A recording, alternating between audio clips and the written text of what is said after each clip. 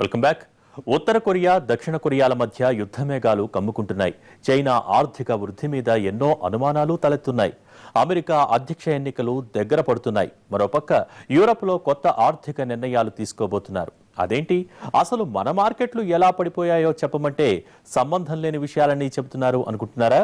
నేటి గ్లోబలైజేషన్ వరల్డ్లో ఎవరికి పరిసం పట్టినా ప్రపంచానికి తుమ్ములొస్తున్నాయి. ఏ స్టాక్ మార్కెట్లైనా ఎప్పుడైనా ఒకసారి పతనమవుతాయన్నది అందరికీ తెలిసిన విషయం. అందుకు భారతీయ స్టాక్ మార్కెట్లు కూడా అతీతమేమీ కాదు. ఎప్పుడో ఒకసారి జరిగే పతనం ఇప్పుడు మనకి పతనం అలవాటుగా మారిపోయింది. వరుసగా రోజు పడుతూ లేస్తూ వస్తున్న స్టాక్ మార్కెట్లు ప్రపంచవ్యాప్తంగా శని ఆదివారాల్లో జరిగిన పరిణామాల ప్రభావంతో సోమవారం ఒక్కసారిగా కుప్పకూలాయి. తిలాపాపం తలాపిడికడు అన్నట్లు మన మార్కెట్ల పతనం వెనుక చాలా దేశాలు కారణంగా ఉంటున్నాయి. అందులో అతిపెద్ద కారణం చైనాయే.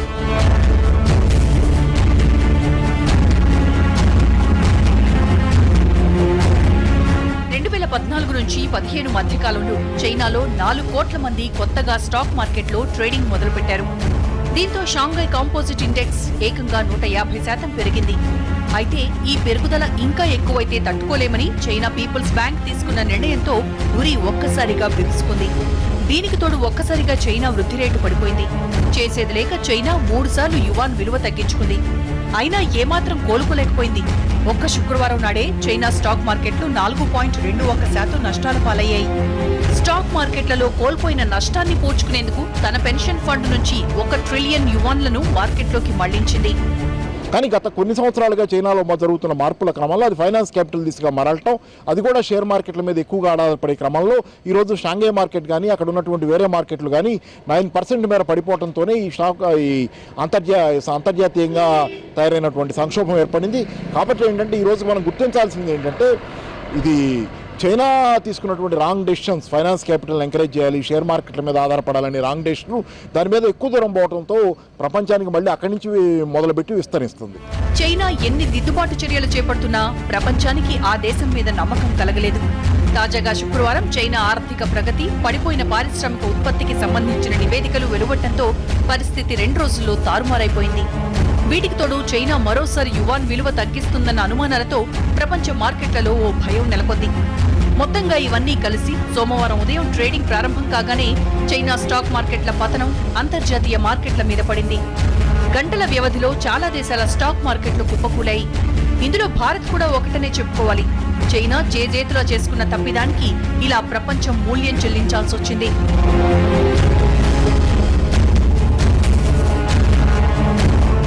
చైనా వ్యూహాలే కాదు, ఉత్తర కొరియా దక్షిణ కొరియాల మధ్య ముసురుకుంటున్న యుద్ధ మేఘాలు, ఐరోపా నూతన ఆర్థిక విధానాలు ఇవన్నీ ప్రపంచ ఆర్థిక వ్యవస్థకు పెను విఘాతంగా మారాయి.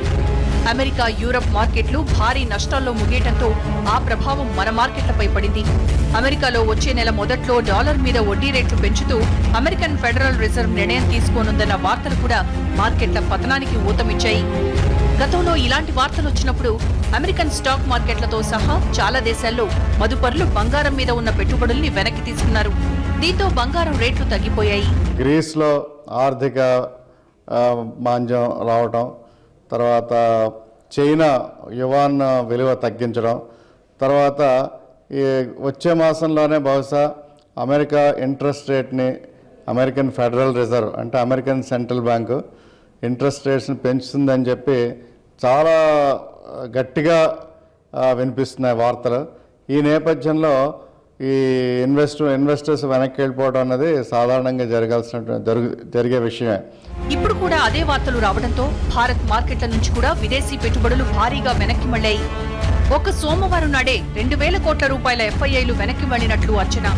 ఇవన్నీ మన స్టాక్ మార్కెట్లను భారీగా దెబ్బతీశాయి. 200కి పైగా పెద్ద కంపెనీల షేర్లు ఒక్కసారి కుప్పకూలాయి.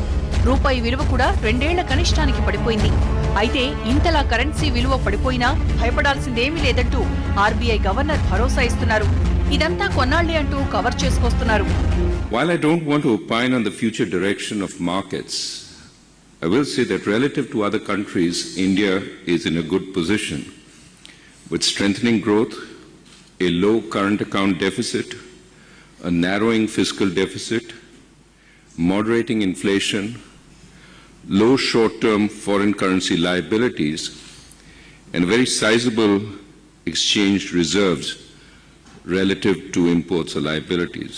Let me emphasize that we have $355 billion plus another $25 billion in forward purchases that are not required until next year to meet foreign currency FCNR liabilities. So we have approximately $380 billion in reserves to be used as and when the need arises.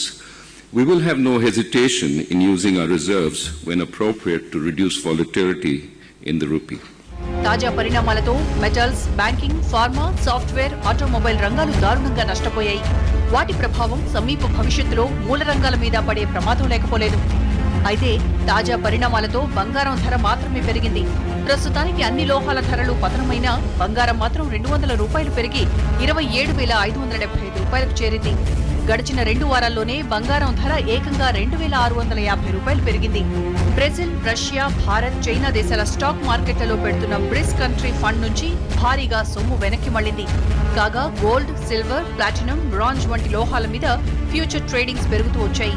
అయినా సరే వెండి, సహజ వాయువు, crude oil రంగాలు నష్టపోయాయి.